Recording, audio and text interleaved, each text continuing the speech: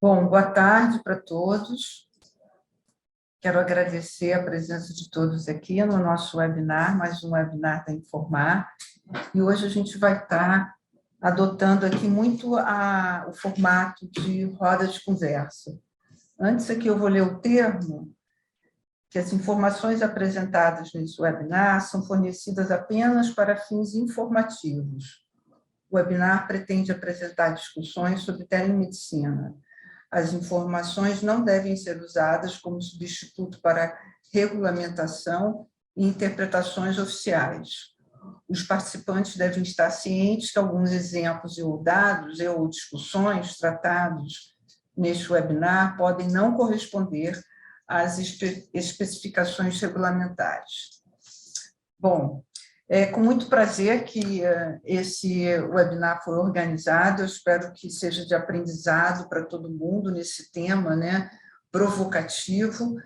E a opção da gente foi adotar um formato de roda de conversa, porque onde estamos na telemedicina é um lugar hoje de muitas perguntas, que deixa a gente, às vezes, num estado de perplexidade com essas mudanças que o mundo digital trouxe muito a partir, né, que foi assim numa velocidade galopante a partir da pandemia.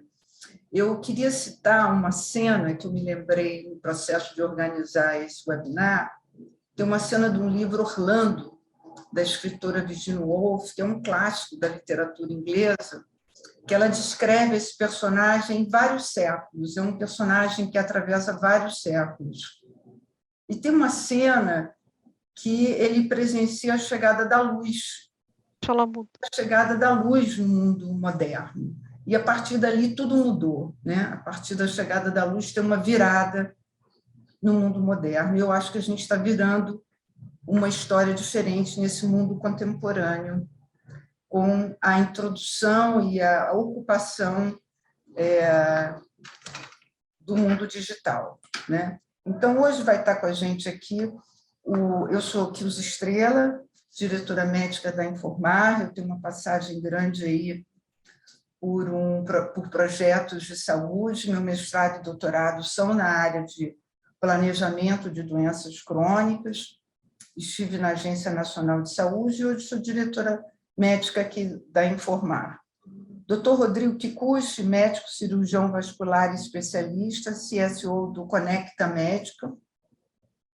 Foi um grande prazer conversar com o Rodrigo quando a gente estava elaborando essa apresentação hoje. O Rodrigo é membro do American College de Angiologia e Cirurgia Vascular, tanto o American quanto o brasileiro. Ele é formado em cirurgia geral, com especialização em angiologia e cirurgia vascular pela USP. A Caroline, ela é enfermeira do nosso setor de teleatendimento de 2014, pós-graduada em segurança do paciente, gestão de riscos assistenciais, e cursa atualmente o Saúde 4.0, gestão, inovação e tecnologia. A Cíntia Freire, ela é psicóloga aqui, ela é responsável técnica do Programa de Saúde Mental na Informar Saúde, graduada em Psicologia pela Universidade de São Judas Tadeu, com especialização em Psicoterapia Breve e Orientação Psicanalítica pela São Marcos, com residência em Psicologia Hospitalar pelo Instituto Dante, pós-graduada em Gestão de Pessoas e Comportamento Organizacional pela São Marcos, Master School em Neuropsicologia pelo Hospital Albert Einstein. Então, a gente tem um time aqui para fomentar essa discussão. Eu queria convidar o Rodrigo para começar, tá? E, de novo, os participantes aqui da mesa podem trocar e fazer as intervenções que julgarem necessário. O Rodrigo vai estar liderando aí. Rodrigo, muito prazer em ter você aqui. Obrigada em aceitar o convite. Imagina, o prazer é meu e bem-vindos a todos aí para mais uma rodada de discussão. Realmente a ideia aqui, quando a gente conversou, era trazer um debate para posicionar todo mundo o que a medicina, a telemedicina está hoje, como ela está hoje e mais, né? Até fazer um pouquinho de exercício de futuro, imaginar o que a gente precisa fazer para aproveitar tanto essa ferramenta um pouquinho mais para frente e de forma consciente, de forma que possa ajudar a nossa prática, ajudar o nosso paciente. Então, vou rapidamente fazer algumas colocações aqui, por favor, me interrompam a hora que vocês quiserem. E doutora Kilza também, se quiser aí fazer qualquer colocação a mais, fique à vontade, tá? Eu queria sempre lembrar que telemedicina, ela não é algo diferente da prática médica que a gente faz hoje. A telemedicina nada mais é que uma ferramenta a mais para aquilo que a gente já faz, né? Qualquer profissional de saúde. Então, eu vejo a telemedicina como uma ferramenta a mais, não tirando nenhum mérito do que mais vale no atendimento à saúde, que são as pessoas. A forma da gente se relacionar, do mundo se relacionar, isso vai mudando, né? A sociedade vai mudando essa forma de interrelacionar. Mas, em comum, são as pessoas. E é justamente isso que faz com que quanto mais ferramentas nós podemos aproveitar e usufruir, a gente vai ter uma prática cada vez mais poderosa e entregar mais valor àquele que mais importa, que é o nosso paciente. Olha só que interessante. Em 2017, quando se perguntou qual inovação, isso para público voltado à saúde, qual inovação iria afetar mais o crescimento do atendimento à saúde, a gente tinha lá inteligência artificial, impressão em 3D e telemedicina, já era considerada em terceiro. Isso, imagina, 3 anos antes da pandemia, onde a telemedicina, sim, já existia, mas não com tanto vigor com que a gente tem hoje em dia. O que acontece é justamente que, se falar em saúde, falar em relacionamento entre médico e paciente, isso, sem dúvida nenhuma, mudou, né? Antes a gente tinha aquele sacerdócio da medicina, a gente tinha a medicina artesanal, o aprendizado da medicina era passado como se fosse de um mestre, né, para o seu aluno, mas hoje a gente tem a medicina tecnológica, onde tanto o vocabulário ele é bastante difundido, a gente tem a subespecialização, ou seja, informações muito precisas e cada vez mais fechadas, né, dentro de um mundo pequeno, que são as grandes especialidades. A gente tem as informações cada vez maiores.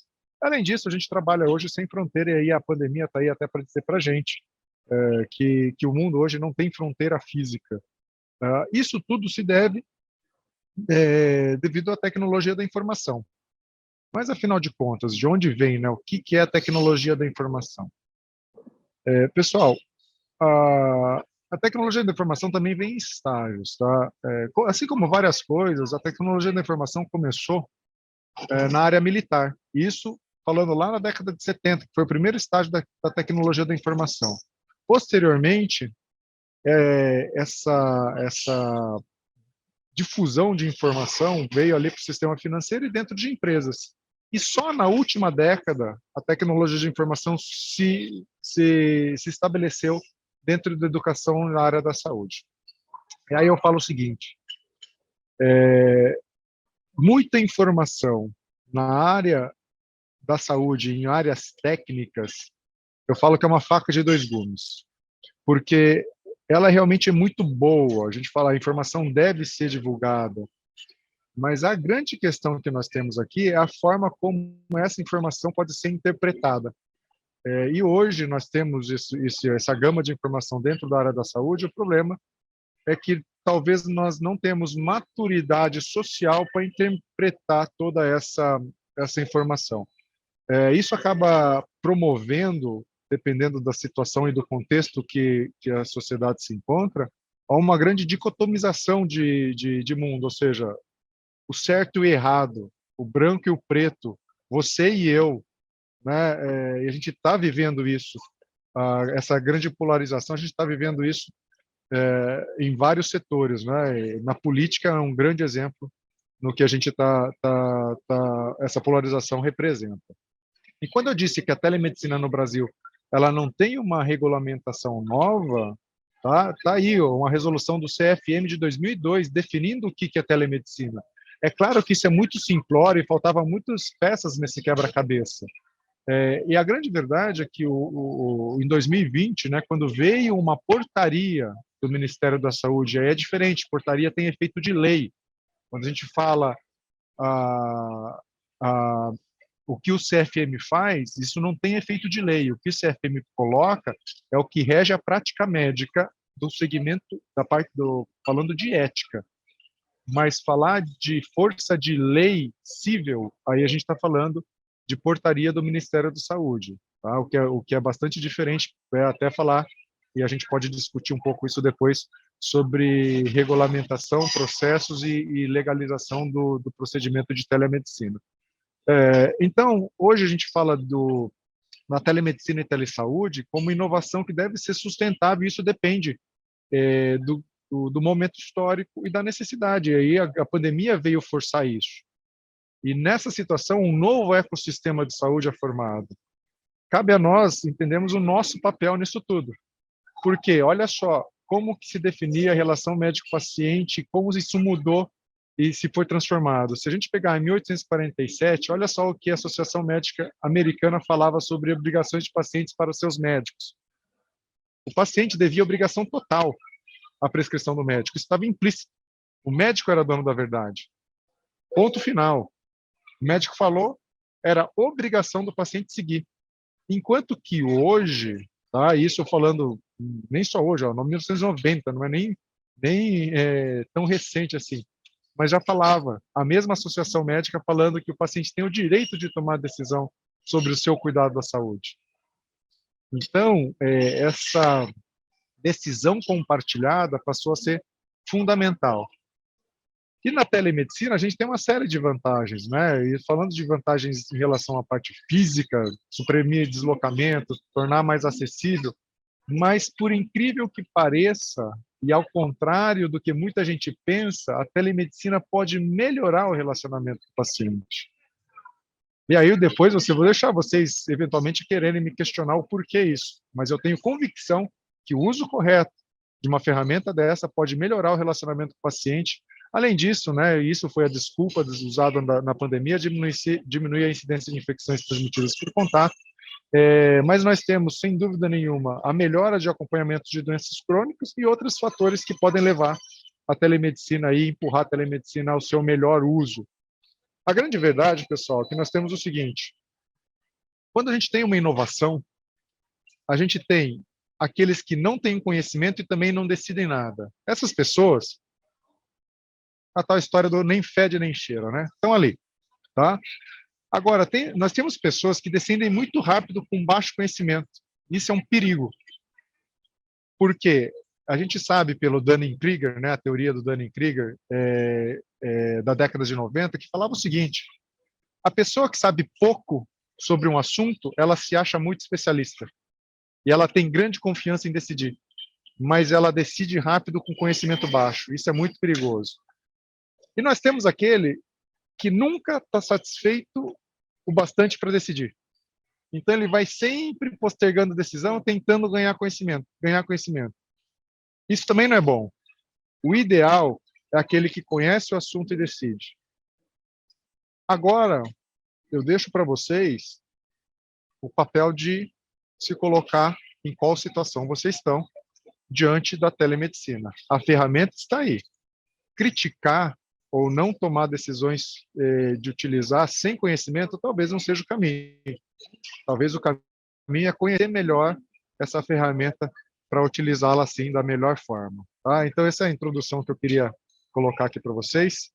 E aí eu já passo a palavra para a doutora Kilza seguir em frente aí na moderação. O Rodrigo, eu queria... Obrigada aí pela sua apresentação.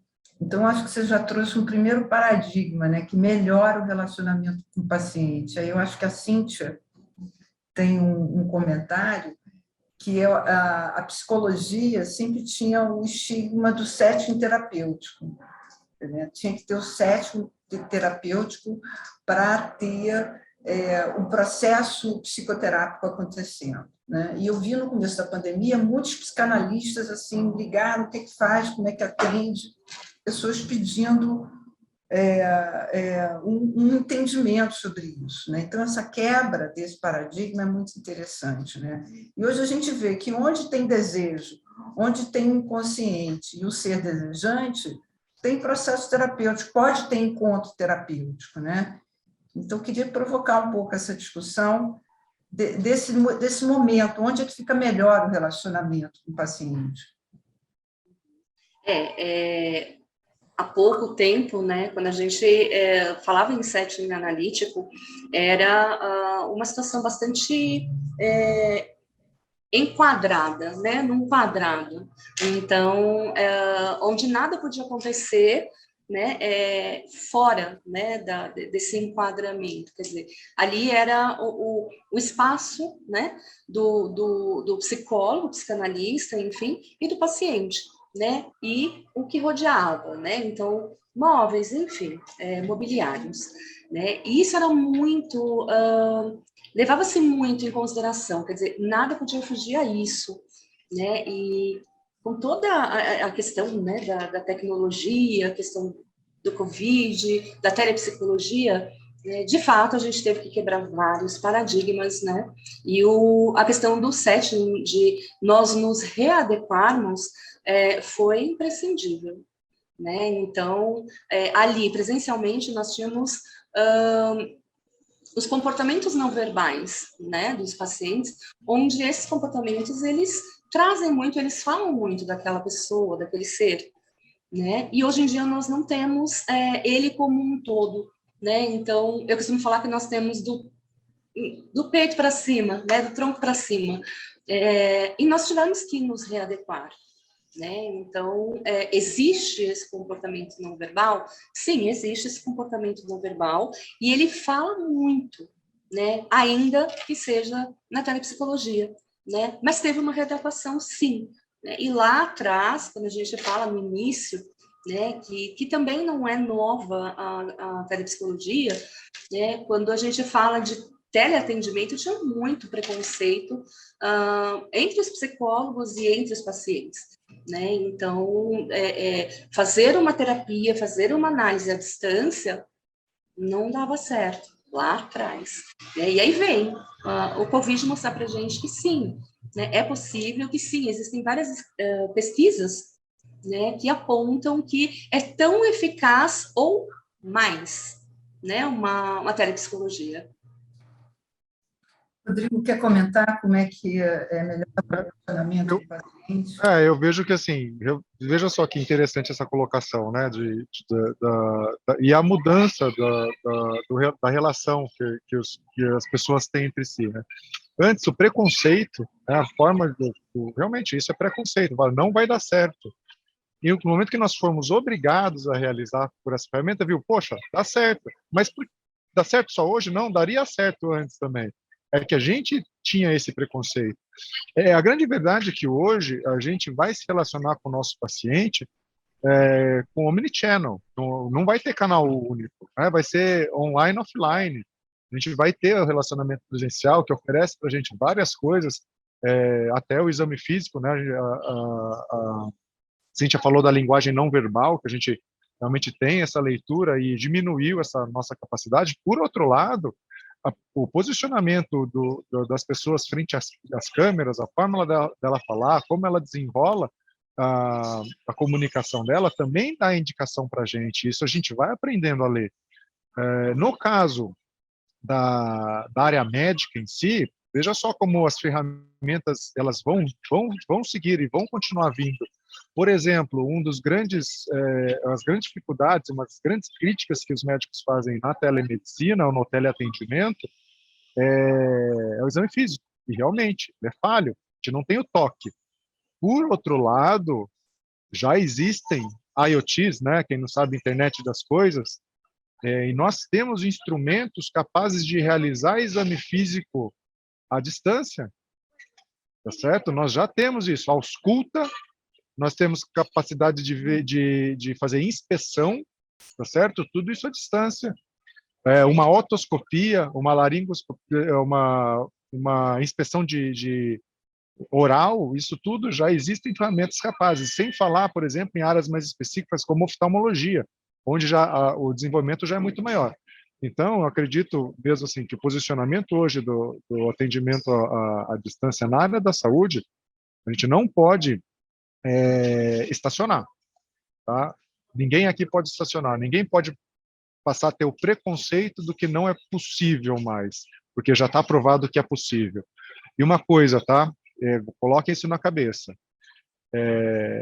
Isso veio do mercado de luxo, mas não é só do mercado de luxo, não. Que é o seguinte: um benefício oferecido não pode ser mais retirado.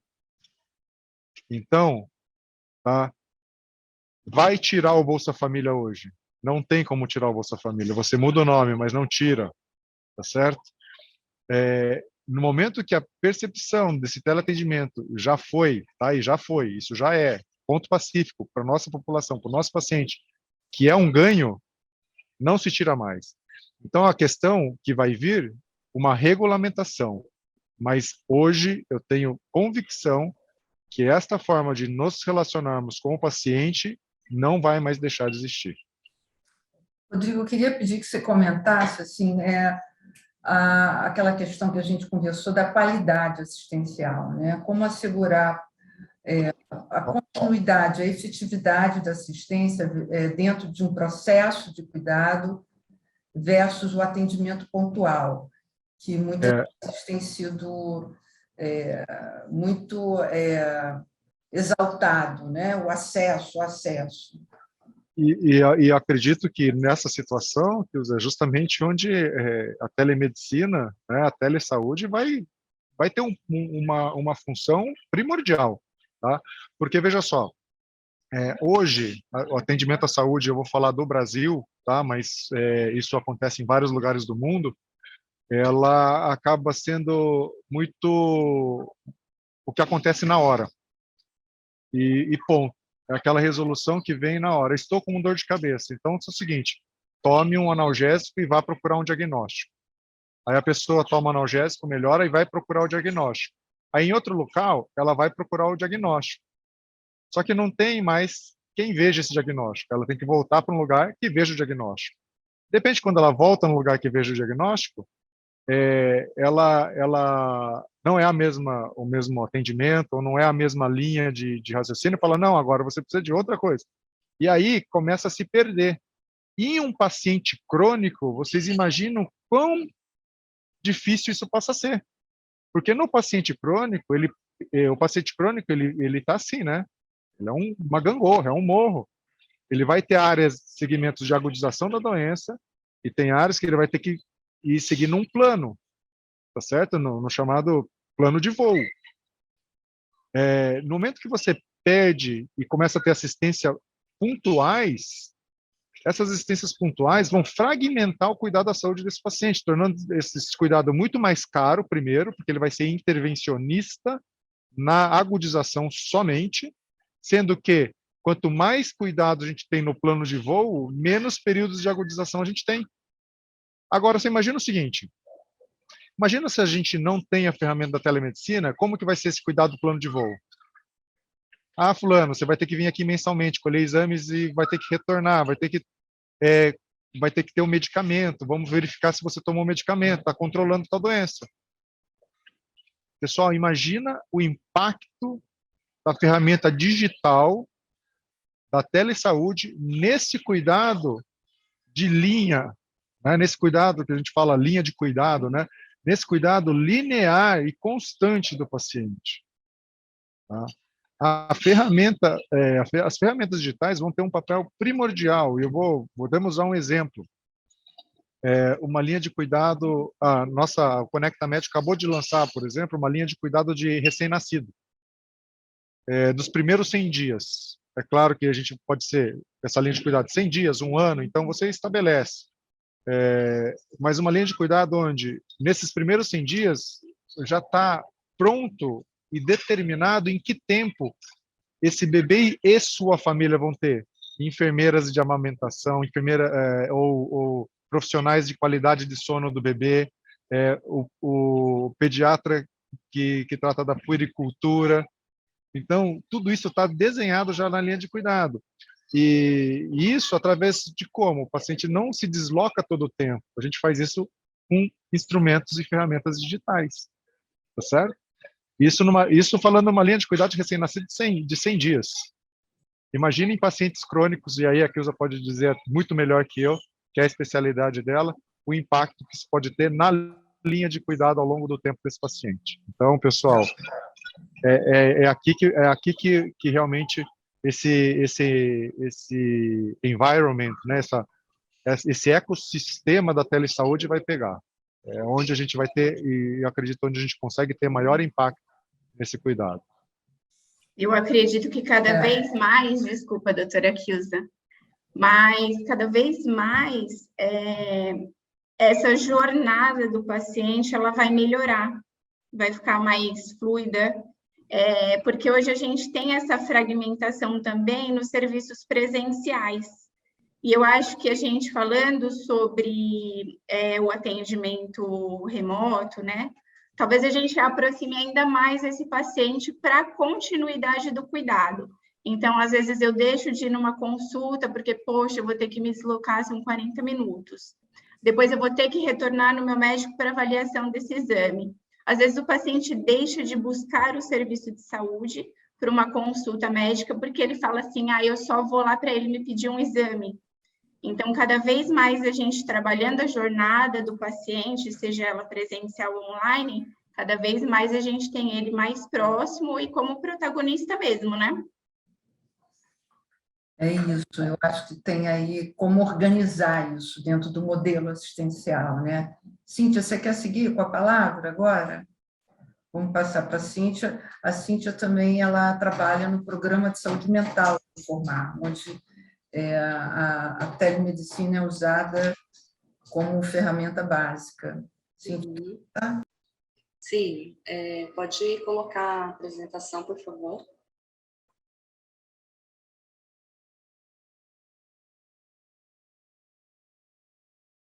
Tá, então, dando continuidade aí, né, o que o doutor falou, quer dizer, vamos contextualizar um pouquinho, né, a telepsicologia.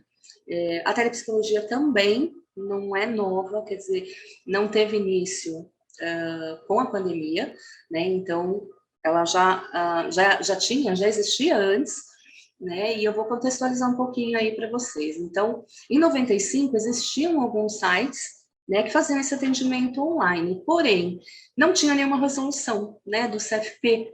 Então, acaba que cada profissional fazia da forma que, enfim, que eles conseguiam fazer, tá? Já em 2000, no ano de 2000, teve a primeira resolução do CFP, né? E aí eles ficaram, sim, mais atentos ao credenciamento e à fiscalização dos serviços prestados, né, pelos psicólogos, quando a gente fala em serviços à distância, né, em atendimento à distância. Em 2005, nós tivemos outra resolução, mas que não foi tão diferente da resolução de 2000, quer dizer, continuamos aí com essa Comissão Nacional de Credenciamento e Fiscalização, né, dos serviços prestados. E em 2012, nós tivemos uma maior amplitude aí, né, dessa possibilidade dos psicólogos atenderem virtualmente, né, online. Porém, em 2012 era muito mais voltado para pesquisas, né? Então, para fazer pesquisas com os pacientes, e quando em processo psicoterapêutico, né, só era viável aí de 12, né, entre 12 e 20 atendimentos, né, 20 sessões.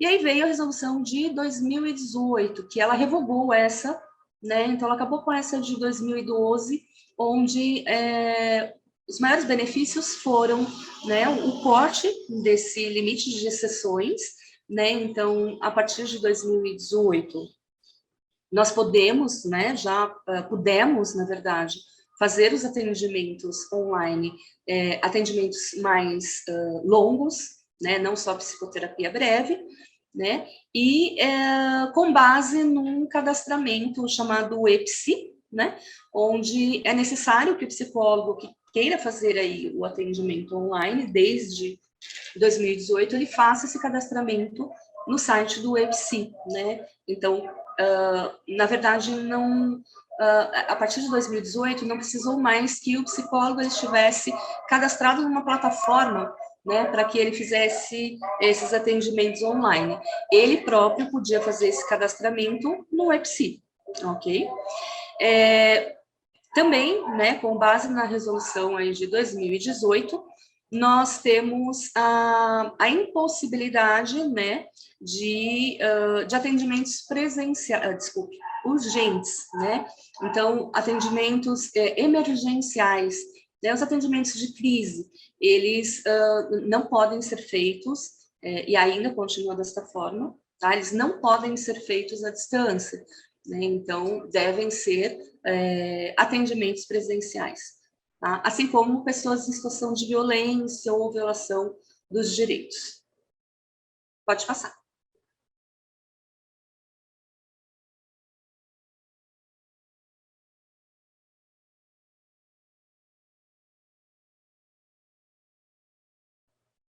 Tá, vamos falar um pouquinho aí das responsabilidades, né? Então, o que nós, psicólogos, temos que fazer com base aí, né?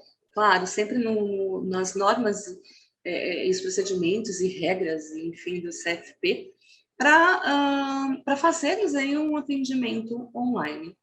Né? Então, nós temos que disponibilizar aí, né, ao paciente diversos meios, né, tecnológicos aí, de tecnologia da informação e comunicação, são os famosos TICs, né? Então, e nós temos vários meios, né? Então, a gente pode ofertar atendimentos pelo WhatsApp, né? Atendimentos por plataformas, atendimentos por Zoom, né? Pelo Zoom, desculpem. Enfim, são várias possibilidades aí, né? Claro, sempre pautando aí na ética, né? E o sigilo da informação do paciente. Então, sempre com tecnologias que são criptografadas, né, que não tem aí a menor possibilidade de vazamento de informações, né? Então, também devemos guardar aí documentos, né, os dados dos pacientes, dados cadastrais, enfim, tudo aquilo que nós coletarmos dos pacientes é necessário que seja muito bem guardado, né? Ou enfim, tem programas específicos para isso, mas ou na nuvem, ou num computador que só o próprio psicólogo mexa, enfim, que seja muito bem guardado. Pode passar. E falando aí, né, do teleatendimento, né, da telepsicologia, que vai muito de encontro, né, com a telemedicina. Então, temos aí a flexibilidade, né, de horários para consultas. Então, a comodidade, né, o paciente ele pode ser atendido aonde ele estiver, né, em qualquer cidade, em qualquer estado, ou mesmo em outro país, né? Então, muitas dessas pessoas que estão em outros países e que são brasileiros, enfim, se sentem mais confortáveis para fazerem, né, psicoterapia com profissionais aqui brasileiros também. Sem contar, né, que o atendimento psicoterapêutico lá de fora, ele é bem mais caro do que o daqui do Brasil, né? Pode procurar, né? Então, pode ter acesso aos psicólogos que são especialistas, então, ele pode buscar a especialidade ou, de repente, a abordagem que ele mais se sentir confortável, né? Então, nós temos a terapia cognitiva, nós temos a psicanálise, nós temos, enfim, uma infinidade aí de abordagens, né? Onde o paciente, ele pode, né, buscar e se identificar uma delas e escolher o especialista. Sigilo, né, isso é fundamental, sigilo e a privacidade, e a comunicação à distância, como eu já falei, né, por meio de recursos usados no dia a dia. Pode me dar. Tá, então, como eu falei, quer dizer, quais são as nossas ferramentas, né, o que nós, psicólogos, utilizamos para prestar um bom atendimento, né, para o paciente. Então, nós temos aí a possibilidade de videoconferência, chamada de vídeo, né, voz e áudio.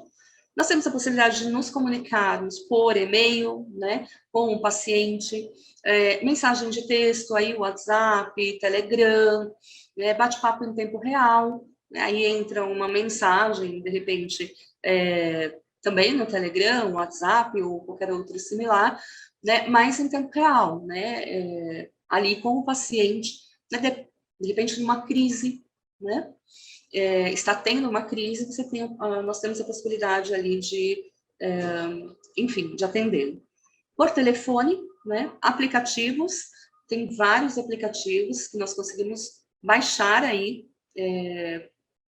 para os nossos celulares, né, aplicativos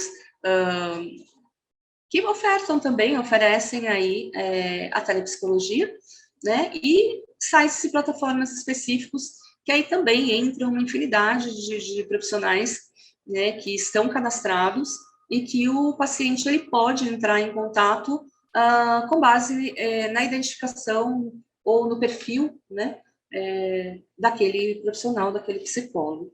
Né? Então, são muitas aí as facilidades, as vantagens, né?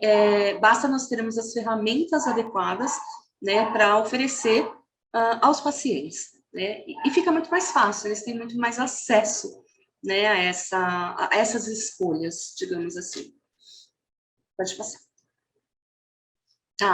E tendo mais acessos, né, a essas escolhas, nós lançamos mão aí, né, e estamos no 4.0 da psicologia, né, que é justamente isso, né, a possibilidade aí de usarmos a tecnologia ao nosso favor, né, então cada vez mais acessos móveis, gerenciadores de consultas, hábitos de autocuidado, chatbots com inteligência artificial, né, consultas, enfim, está cada vez mais tecnológico também a telepsicologia, né? Então, existem, inclusive, algoritmos, né? Instagram, Facebook, enfim, nas redes sociais, que com base no que o paciente ou a pessoa, enfim, escreve ali, né? Publica, esses algoritmos, eles são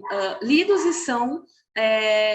existe a possibilidade de identificar, de repente, o início de uma depressão, ou mesmo uma depressão, ansiedade, ou até mesmo, né, uma possibilidade aí de ideação suicida, né? Então, acaba que essas mesmas redes sociais, elas sugerem, né, sites de autoajuda, né, enfim, as próprias plataformas com valores acessíveis, né, para esses pacientes. Então, a acessibilidade, né, a facilidade em você, de repente, poder cuidar aí da sua saúde mental. Pode passar. E é isso, né, então, cada vez mais tech, né, a telemedicina, que envolve, né, toda a questão da saúde como um todo, e a gente tem que ficar antenado, né?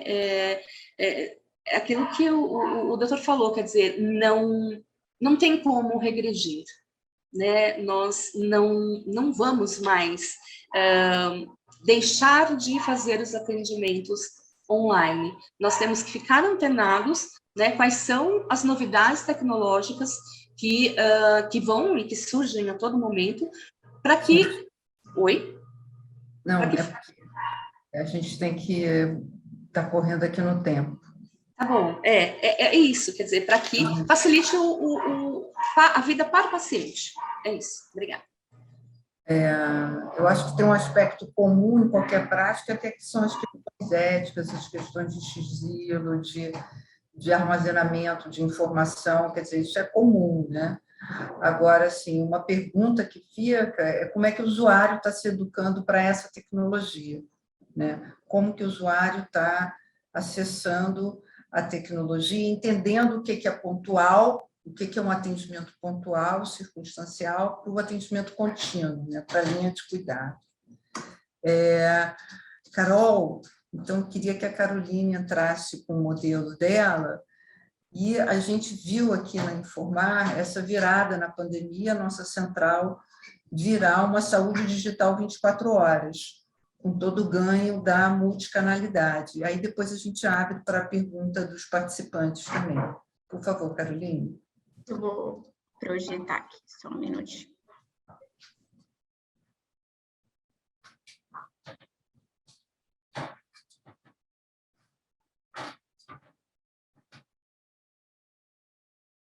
Abriu para vocês?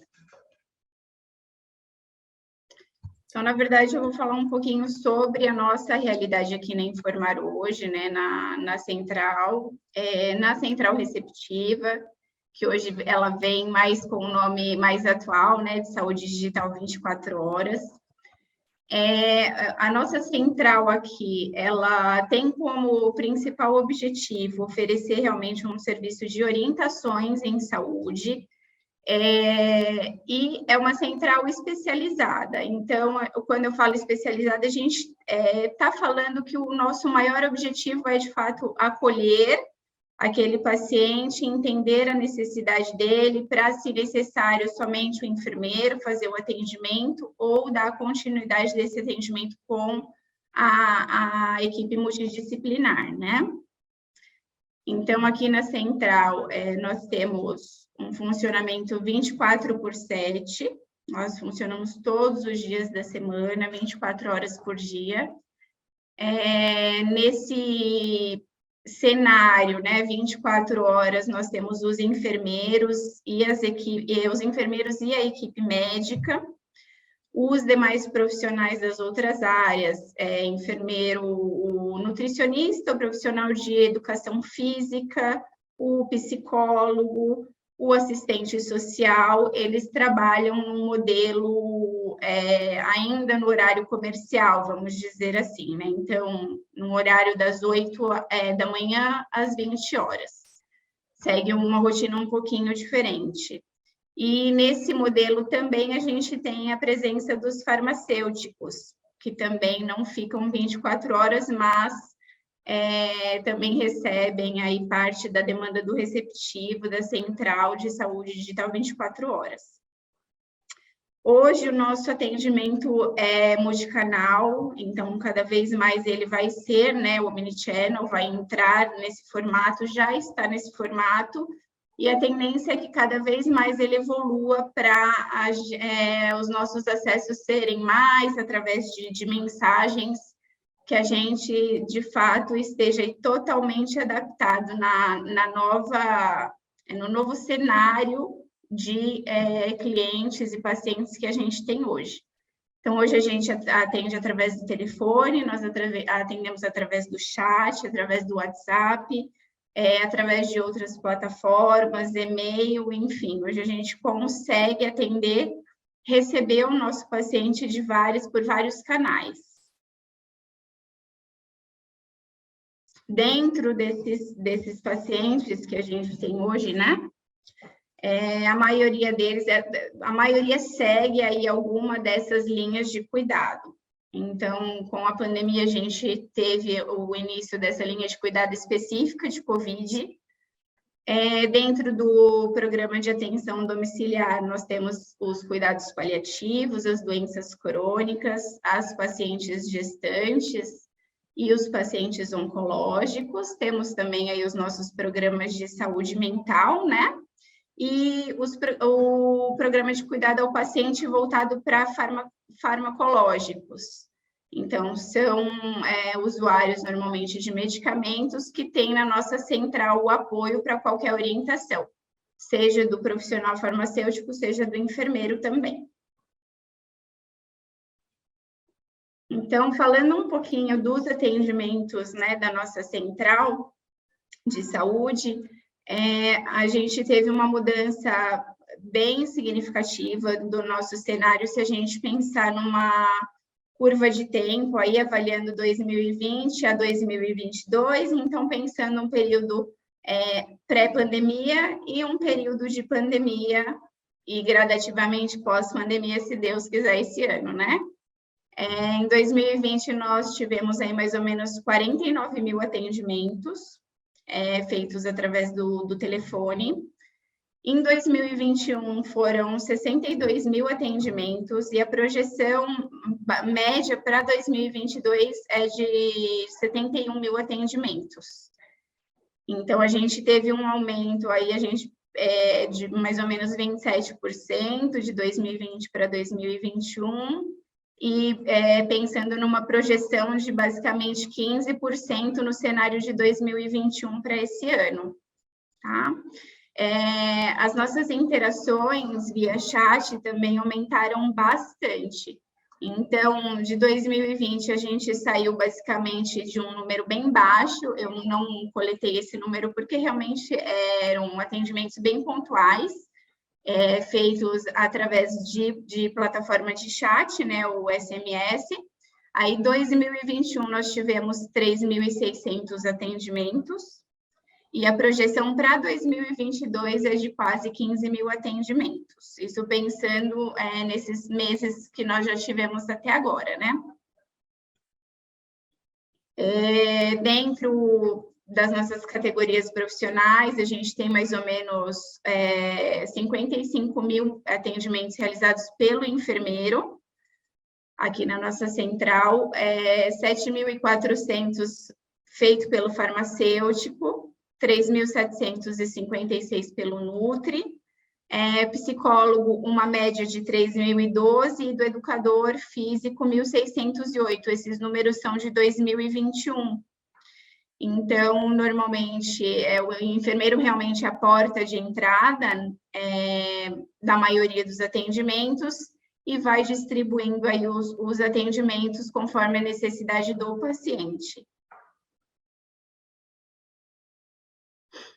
Aqui eu fiz um comparativo dos atendimentos que a Central de Saúde Digital realizou,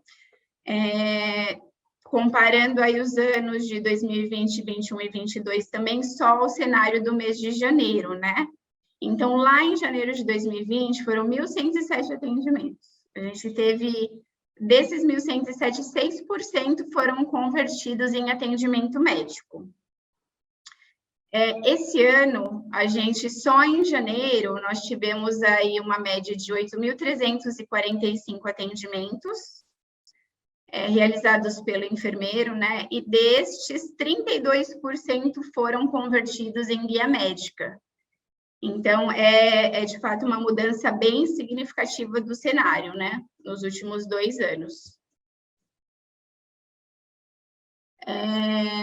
Os desfechos dos atendimentos aqui da nossa central, então a gente percebe que essa mudança também foi bem significativa, porque lá em 2020, a maioria dos nossos atendimentos estavam associados aí a possíveis dúvidas administrativas, e hoje nós temos basicamente 70% dos nossos atendimentos são queixas de saúde. Então, 70% de fato, o enfermeiro, o profissional de saúde que atende, o médico, vai precisar ter algum tipo de intervenção com esse paciente, seja uma orientação em saúde, seja necessidade de alguma prescrição, enfim.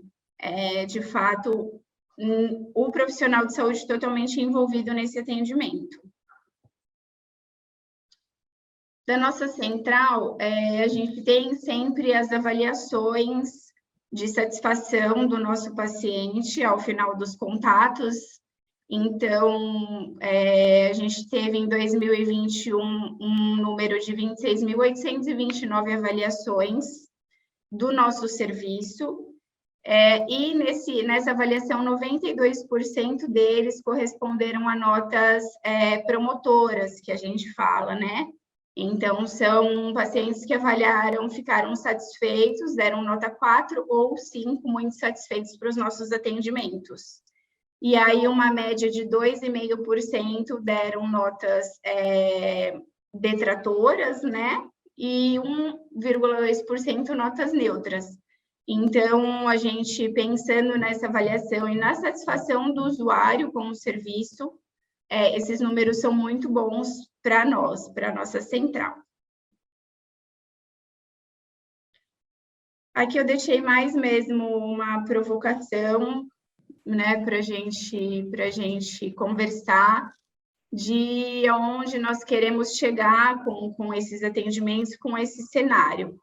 Então, eu penso e acredito que a gente queira cada vez mais que esse serviço ele seja acessível para todas as pessoas. Então, a gente precisa trabalhar a questão da educação do nosso paciente no uso da tecnologia, a gente precisa viabilizar a melhoria dos nossos processos, para que cada vez mais a tecnologia ela esteja aí inserida no cotidiano do nosso paciente e que, de fato, a gente consiga atender esse paciente de forma que ele fique satisfeito. Estando ele aqui num grande centro, em São Paulo, ou estando ele em qualquer região mais remota, que não seja um grande centro com grandes serviços de saúde, grandes hospitais, né? Mas que esse atendimento ele seja, acima de tudo, feito com muita qualidade. É isso. Obrigada, Carol. Obrigada, Caroline. Disponha, doutora Kira. A apresentação faz um gancho muito grande com o Rodrigo, que ele estava falando que o paciente fica mais satisfeito, né? Então, a minha experiência em geriatria, né, eu atendo paciente idoso que tem uma relação mais difícil com o elemento digital, mas, por outro lado, quando a gente está vendo aí a efetividade, né, de uma central 24 horas, que está funcionando com multicanalidade, agregando satisfação do usuário e resolutividade dentro das linhas de cuidado, eu acho que corrobora muito o que o Rodrigo falou, né? Rodrigo, quer comentar? Eu acho que essa apresentação é o exemplo típico do que realmente traz de benefício as ferramentas digital ou o multicanal, a gente oferecer um multicanal para o nosso paciente. É claro que ainda fica pendente a questão que não adianta só oferecer o serviço se a gente não educar e não dizer para que realmente ele serve. Porque você veja só o seguinte, eu estudei medicina em Londrina. Londrina tem uma das melhores redes básicas de saúde do país. Né? Ela atua com o SUS, mas ele tem a possibilidade de usar livremente, assim como São Paulo, usa livremente o recurso do SUS. E foi muito investido na parte básica de saúde. No entanto, se a gente não diz para a população para que serve aquilo, ela continua indo ao pronto-socorro, para dor de cabeça, para dor de barriga e tudo mais. Então, oferecer as ferramentas, oferecer um omnichannel, oferecer uma linha de cuidado, disponibilizar e utilizar todas as ferramentas é uma parte do processo. Acho que a gente realmente precisa, além disso, traçar um plano todo de educação para o usuário, né, e também para todo o profissional de saúde, para toda a rede de saúde, para que realmente cada vez mais a gente possa cuidar do paciente na sua íntegra. E eu queria até perguntar para todos, a gente tem bastante gente aqui online, eu queria até colocar, se vocês colocarem no chat, aí, qual medo vocês têm da telesaúde, do teleatendimento, afinal de contas, né? Qual que é o receio ou o posicionamento que vocês têm? Estão medo de tomar processo, tem medo de não atender bem, tem medo de insatisfação do paciente? Qual que é o medo que vocês possam possivelmente ter com isso? Porque acho que todo mundo aqui da bancada, os apresentadores aqui, todo mundo tem uma certa experiência em lidar com essa situação e pode comentar em cima do receio que vocês têm para que, de repente, ajudar, porque todos vocês fazem parte e devem fazer parte desse processo para que o todo funcione, senão realmente não adianta. Obrigada, Rodrigo. Então, vamos abrir para as perguntas. Quem tiver pergunta, quiser comentar alguma coisa, por favor, pode botar aqui no chat a pergunta.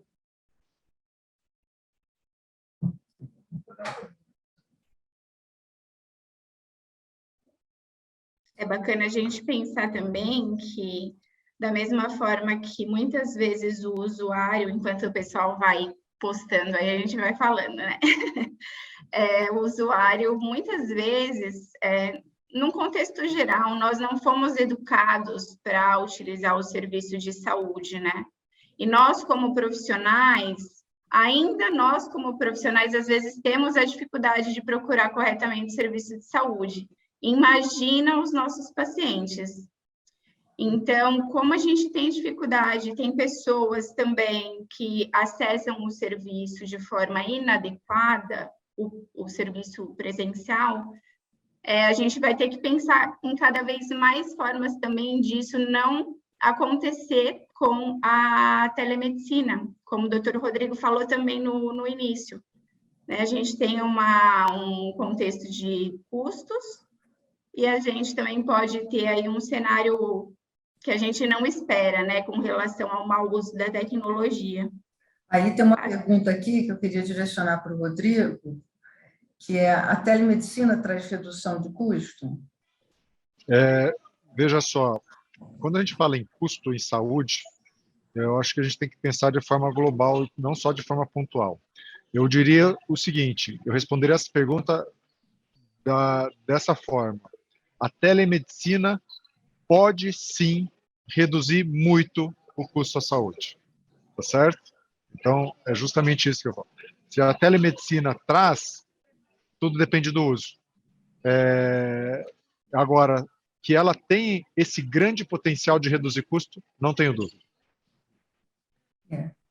Eu acho que tem experiências mundiais onde já tem serviços mais avançados, né? Quer dizer, na integração da ferramenta como parte do modelo, como método, que mostra exatamente isso. Quer dizer, em vez de você fazer deslocamentos, por exemplo, na área da geriatria de idosos, você acessa com esses devices, com essas ferramentas já de exame, o paciente, né? Há uma possibilidade de consulta de enfermagem por teleatendimento? Sim, tem serviços que estão integrando a consulta de enfermagem com visita presencial, enfim, semelhante a qualquer outro profissional. Não sei se nós temos, inclusive, viu, doutora Kilza? Nós já tivemos o serviço de teleconsulta de enfermagem aqui. Ainda é um modelo que não é muito acessado já por conta da educação, talvez do paciente mesmo, de não entender, às vezes, da teleconsulta de enfermagem. Por isso que a gente precisa educar. A telemedicina traz o fim da medicina tradicional, Rodrigo? Absolutamente não. Assim, eu acho que assim, a pergunta pode ser direcionada: traz o fim da medicina só do atendimento presencial? Isso sim, mas não da medicina tradicional. Porque o que eu entendo como medicina tradicional, é ser humano, tá? Isso que eu entendo da medicina. A medicina tem um papel realmente de humanidade. Então, se esse é o papel fundamental da medicina, cuidar da saúde de forma humana, não vai trazer o fim. Então, a gente vai continuar e deve continuar tratando o nosso paciente dessa forma. A questão é a ferramenta diferente. Então, se a telemedicina vai ser um fator de impacto para a gente mudar o nosso atendimento tradicional, a forma de nós relacionarmos tradicionalmente, sim, isso sim. Mas eu não vejo como o fim daquela medicina do cuidado e da inter-relação humana. Isso de forma alguma. Eu acho que a gente tem também a atenção presencial sempre na necessidade de procedimentos, né? O Rodrigo é cirurgião, né? Então, a gente tem uma gama de procedimentos ou momentos de acolhimento, enfim. Eu, por exemplo, eu gosto muito da visita, de fazer teleconsulta em paciente que eu já conheço, é diferente, né? Mas, assim, com o Covid, muita gente mudou, saiu do Rio e foi para a Serra, né? Então, você manter a linha de cuidado, né? A questão da preocupação com a linha de cuidado, que é, sim, uma ferramenta de manutenção de linha de cuidado. Cíntia, quer comentar alguma coisa na sua área? Sim. nesse sentido da mudança, do que acaba e do que fica? Então, vou muito de encontro com o que o doutor Rodrigo falou, né? E a Caroline também, quer dizer, a questão do educar, né, o paciente cada vez mais. E também não acredito, né, que vá acabar, né, com a telemedicina, a telepsicologia tradicional, né, uma vez que os psicólogos e os médicos, enfim, a área da saúde como um todo, eles estão com esse, e têm esse propósito, né, como o doutor Rodrigo falou, quer dizer, ser humano, né, então somos humanos, né, nos disponibilizando a cuidar de outros humanos. Tem uma série de comentários aqui sobre a questão do paciente, né? O paciente ainda se adaptando, o paciente ainda receoso, o paciente ainda não entendendo o que é. Eu acho que a gente já comentou bastante sobre isso. Alguém quer agregar algum comentário? Receio de confidencialidade. A confidencialidade, isso é uma preocupação geral, global, né? E a gente está tratando de dados sensíveis. Então, acho que nesse sentido, é claro que a gente precisa utilizar ferramentas adequadas e que as ferramentas explicitem ao máximo ao usuário os cuidados que eles têm com esse tipo de dado, né? Acho que aí cabe realmente, a gente percebe esse receio não só nos pacientes, como também nos profissionais de saúde. Então, isso eu acho que é importante deixar muito claro, e aí é um papel das ferramentas, das plataformas, né? Ou no caso da empresa, deixar muito explícito e claro o cuidado que vocês têm com esses dados sensíveis, tá? Para diminuir, porque acabar com esse receio não vai existir, né? Mas diminuir esse receio, sim. Eu estou aqui um pouco selecionando as perguntas, tem aqui uma específica sobre serviço público, se esses números também estão avançando. Estão sim avançando. Então, sem dúvida. Pode comentar, então, Rodrigo?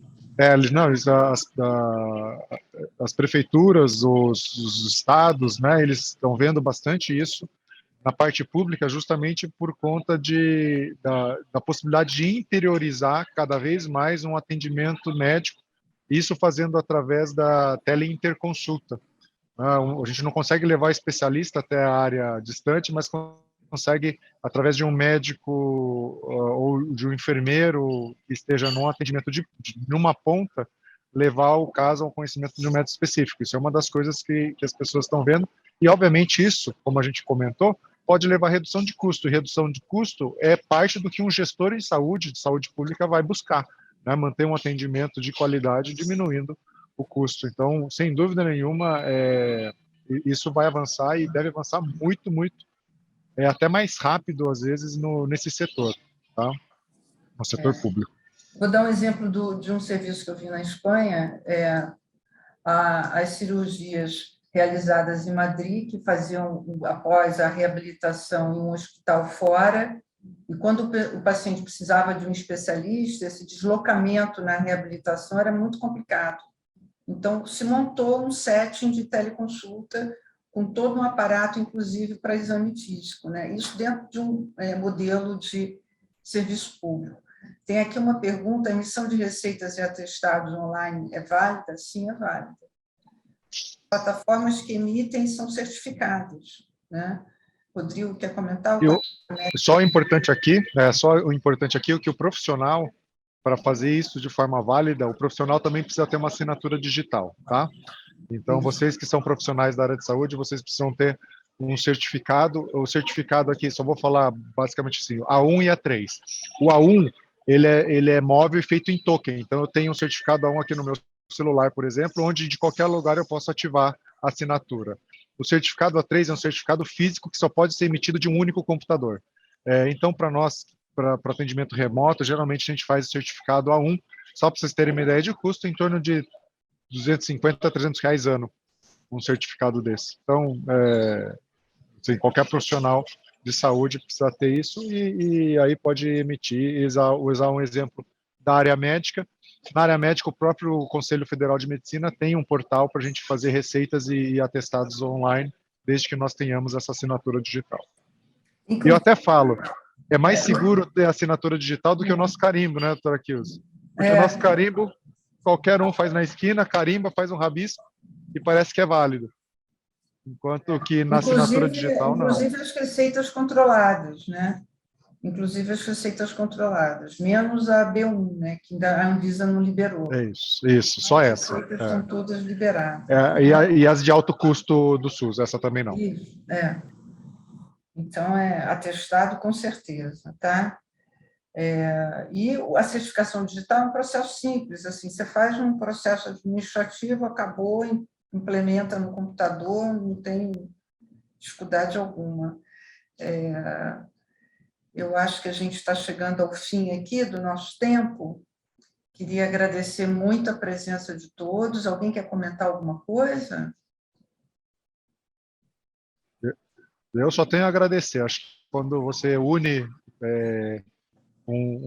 diversos profissionais que lidam, né, com o contato direto com o paciente, trocamos as experiências, acredito que isso só tem a enriquecer a prática de cada um e transformar realmente o atendimento à saúde de forma completa e complexa como ela realmente é, né? Então, acho que cada vez mais debates como esse vão enriquecer.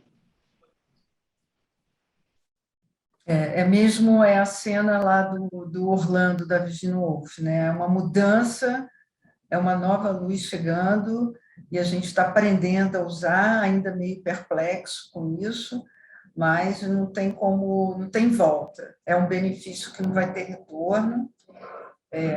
Eu acho que quanto mais preparado a gente estiver para usar, e também tendo essa ótica de educar o paciente, né? Educar o paciente a usar. Queria agradecer muito a presença de todos.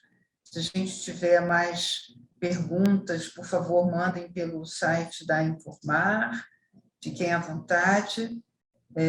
Muito obrigada a todos. Obrigada. Obrigada, gente. Obrigada. Tchau, tchau. Tchau.